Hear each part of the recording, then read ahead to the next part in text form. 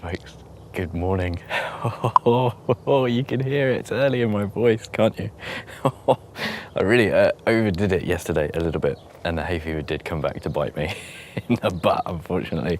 So my throat is really quite bad. The sound of my voice is not just because it's so early. A bit of breathing trouble too. You know, it's fine. It's all fine. I've got an inhaler. Today, I'm just so happy. It's about 5:30 in the morning, and I've got to go and pick Jess up from the airport in a little bit.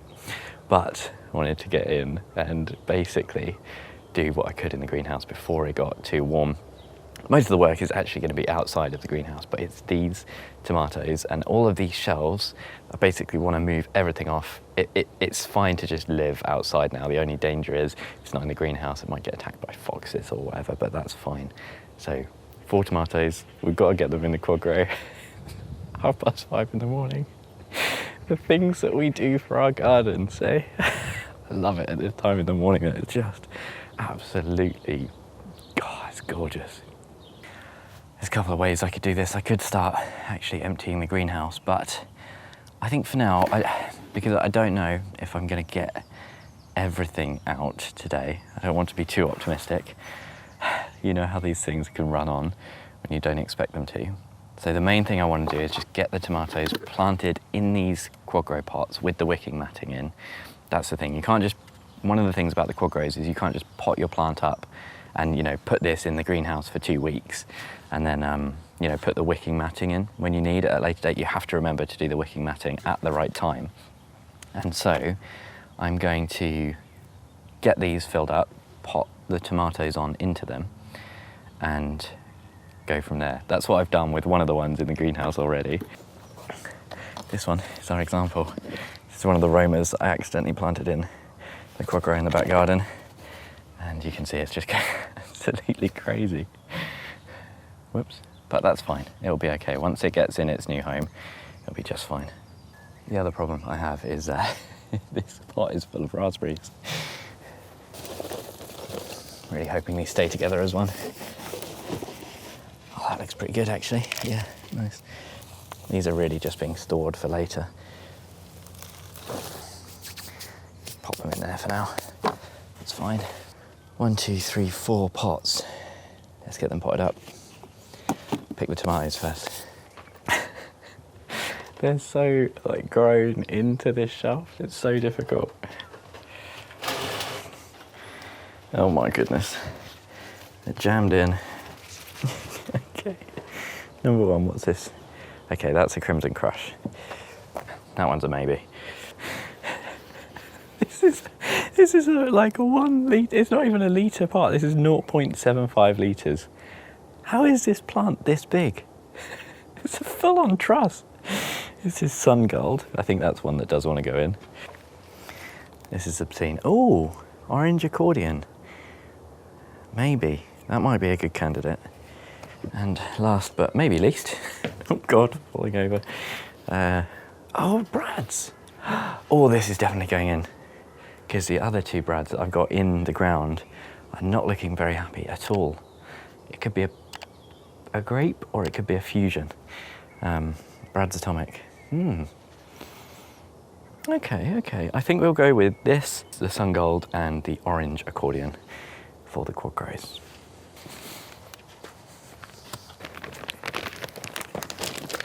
One of the pots broke. Emergency. Mayday. I could sense those were crap pots, which is why I've just bought loads of the 1 litre. Oh, you're kidding me. Oh, God.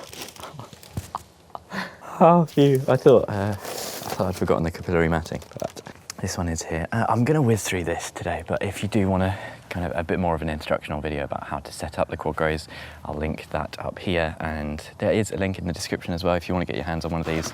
Affiliate link, because Grown Local are selling these, and I just think they're amazing bits of kit. It'll be interesting to see how they do with the tomatoes this year. Last year I struggled with them.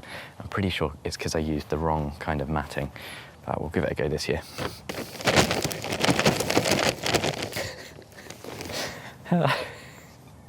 Forgot the matting. It's early, okay, I'm still waking up. Matting first, pointy end up. You're meant to wet these first as well. JB. just so eager to get these planted and get that greenhouse cleared.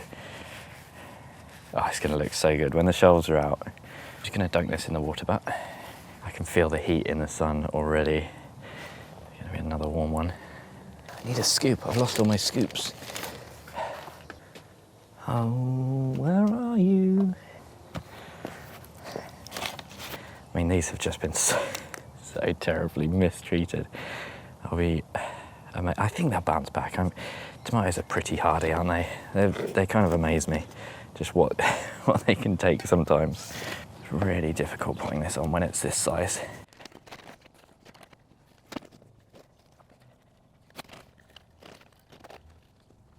I'm wondering whether I might just put a temporary kind of cane in. In fact, there's this handy broken metal one from yesterday. Just give it something to lean against for now. Look at this. Whoops. Oh dear. I mean, it just amazes me that they'll keep on growing, even like this. They don't, it's not good for them, but they don't hate it. Do you know what I mean? Right, I'm gonna get the rest done, and hopefully see you when they're done. We're on to the last one, I think. This is so much easier if you do them when they're smaller. This is honestly, it's just glued in here. All the roots. It's the orange accordion. That's like, this was barely even full. I might put this one in at an angle because it's got such a severe lean and it can grow correctly. The roots will spread out. It's just all the spare compost that I've spilled along the way. So how are you all doing? How are you all coping with the heat?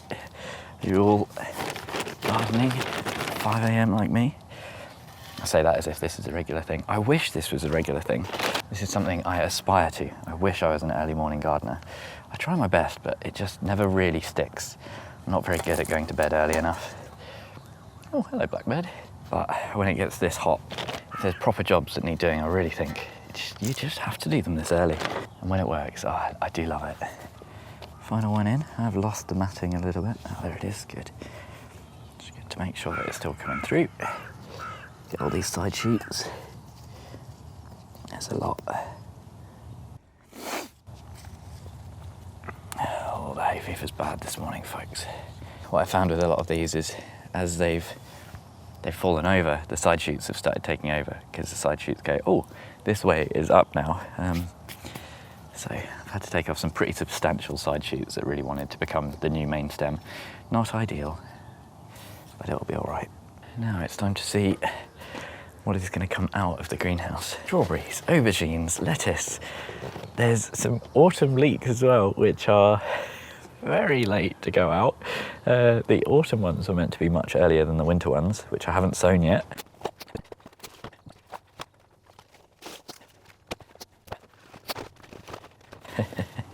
Some very bolted things. The basil is just on the turn. Might take some of that home as a little herb for the kitchen. Some celeriac that I think is probably spares, and a tray of salad mix, like Cut and Co again, which was meant to be like a really nice early salad. It was meant to do well in the greenhouse. It just took so long to get going. It's going now, funnily enough. We've got salad coming out of our ears. This cucumber, which unfortunately has snapped, the stem has snapped under its own weight, and that is just now dead. That was one of the early honey pluses. Never mind. Spare cabbages. These are the overwintering cabbages, I believe. No label. Very good, JB. And I've got some absolutely massive purple spring broccoli here, but this is just spare. There is so much of this that's been planted out now. And that's it. So we've actually done, I think, a pretty good job of getting most of the things that needed to be planted outside. Now I've just got to get these shelves out. Oh, I'm so excited about this taking shape. Look at this. It looks so much, I don't know, like freer, I guess. It's so nice when you just create so much more space. I can't wait for these to just be filled, and you can see there's space there. I was kind of planning as well on having some pots at the front. I don't know if I'm going to do that. Maybe I can just put the aubergines back there, in kind of 5 or 7.5 litre pots. That might be a good one. It has kind of laid bare just how excuse me. That's the hay fever on my lungs, and it's pretty bad today, actually. I don't think I'm going to be sticking around too long because I do have to go on a long drive, so I want to make sure I'm not debilitated. But yeah, it puts to, it really highlights just how crude this quote-unquote raised bed is at the moment. But this is all a work in progress. And what I've been doing is sneaking around, looking at other people's greenhouses and seeing how they're stringing up their tomatoes. And I've seen what a lot of people do, actually. On greenhouses like these, they remove one of these nuts. That allows them to put a little hook in, which they can then, you know, put everything from. So put one string going across and then lots of little strings going down. Whereas putting things on these rafters, I don't trust it. Because, you know, as you pull on this string, you might be able to hear that, you might not be able to hear the glass kind of flexes, and it just, I don't like it.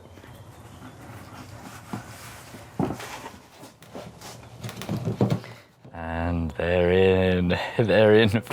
Oh, God. Oh, excuse me, they're in. I am very, very pleased. It's so good finally being back on the allotment and making progress. They do badly need some support and some stakes, but I've run out of time, and I'm fairly sure that in the grand scheme of things, you should probably prioritise not leaving your fiance waiting at the airport as opposed to your tomatoes. I think most of you would agree. Maybe there's a few people that wouldn't.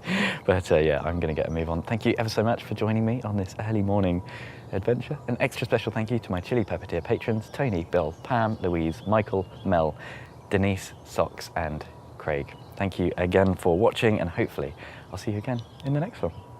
I'm just so happy at the moment. I love it.